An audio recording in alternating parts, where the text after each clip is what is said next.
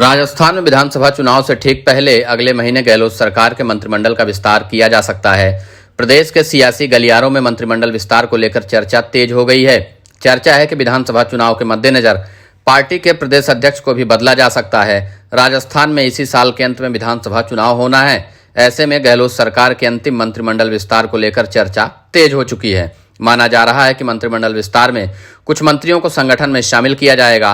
इसके साथ ही पायलट समर्थक कुछ विधायकों को मंत्रिमंडल में शामिल भी किया जा सकता है। प्रदेश में मंत्रिमंडल विस्तार और प्रदेश अध्यक्ष बदले जाने की चर्चा के साथ ही पायलट की भूमिका को भी अहम माना जा रहा है। राजनीति के जानकारों की माने तो कांग्रेस हाईकमान भाजपा पर आक्रामक रणनीति अपनाते हुए पायलट को आगे कर सकता है।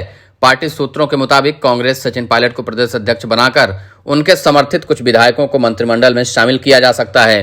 कांग्रेस राजस्थान में विधानसभा चुनाव में सचिन पायलट के जोश का भरपूर उपयोग करना चाहेगी। पिछले दिनों सचिन पायलट ने पूर्व मुख्यमंत्री वसुंधरा राजे के खिलाफ जिस तरह से मोर्चा खोला, कांग्रेस उसे असरदार मान रही है। ऐसे में विधानसभा चुनाव से पहले पायलट पार्टी के भीतर ही सक्रिय भूमिका में नजर आ सकते हैं। प्रदेश के पूर्व डिप्टी सीएम सचिन पायलट ने पिछले दिनों जिस तरह से गहलोत सरकार और पूर्व मुख्यमंत्री वसुंधरा राजे की सरकार पर निशाना साधते हुए एक दिन का अनशन किया था, उसके बाद इस बात को लेकर चर्चा तेज हो गई थी कि कांग्रेस हाईकमान पायलट के खिलाफ अनुशासनहीनता की कार्रवाई करेगा। लेकिन पायलट के खिलाफ पार्टी हाईकमान द्वारा अभी तक कोई कार्रवाई न कर पाना इस बात का संकेत है कि पायलट को राहुल गांधी और प्रियंका गांधी का समर्थन प्राप्त है। कांग्रेस पार्टी विधानसभा चुनाव में गहलोत और पायलट को साथ लाकर मजबूती से चुनाव में उतरेगी। राहुल गांधी खुद स्वीकार कर चुके हैं कि सचिन पायलट और गहलोत दोनों ही पार्टी की धरोहर हैं। राजस्थान के मुख्यमंत्री अशोक गहलोत ने रविवार को पायलट के मसले पर यह कहते हुए साफ कर दिया कि वे एक हैं। गहलोत ने कहा, हमें आपस में लड़ाइए मत क्योंकि हमारी सरकार रिपीट होने वाली है। गहलोत के इस बयान से साफ है कि सचिन पायलट एक बार फिर प्रदेश में सक्रिय भूमिका में नजर आ सकते हैं। कुल मिलाकर यह भी कहा जा सकता है कि राजस्थान कांग्रेस में सचिन पायलट इतनी बड़ी मजबूरी है कि उनके बिना विधानसभा चुनाव में उतरने का कांग्रेस पार्टी राजस्थान में सोच भी नहीं सकती।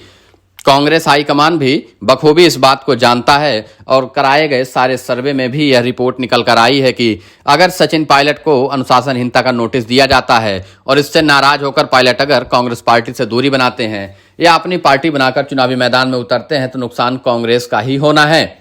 इसलिए इससे अच्छा है कि सचिन पायलट और अशोक गहलोत के बीच चल रही लड़ाई को किसी भी तरीके से समाप्त कर दिया जाए। सचिन पायलट को आधा टिकट दिया जाए, उनके समर्थकों को पार्टी में वापस लाया जाए, संगठन और सरकार दोनों में बराबर की भागीदारी दी जाए जिससे कांग्रेस सरकार राजस्थान में रिपीट हो सके।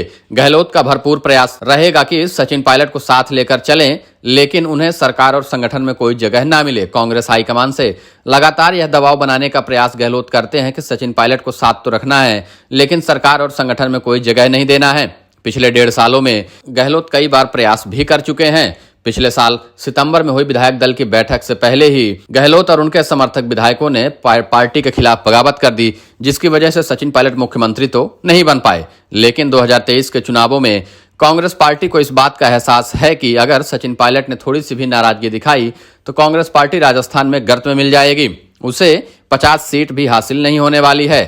आपसी लड़ाई और खींचतान की वजह से कांग्रेस पार्टी पहले भी कई राज्यों में चुनाव हार चुकी है, चाहे आंध्र प्रदेश हो, मध्य प्रदेश, छत्तीसगढ़, राजस्थान या फिर असम जैसे कोई भी राज्य हो। जहां कांग्रेस पार्टी में आपसी खींचतान बढ़ी वहां बड़ी करारी हार हुई है और जिस राज्य में पार्टी एकजुटता से चुनाव लड़ी है वहां जीत हुई है। तो इसलिए राजस्थान में भी अपनी जीत सुनिश्चित करने के लिए कांग्रेस हाईकमान सचिन पायलट के ऊपर कोई एक्शन नहीं ले सकता, बल्कि उन्हें प्रदेश में होने वाले विधानसभा चुनाव के लिए बड़ी जिम्मेदारी देने की तैयारी चल रही है।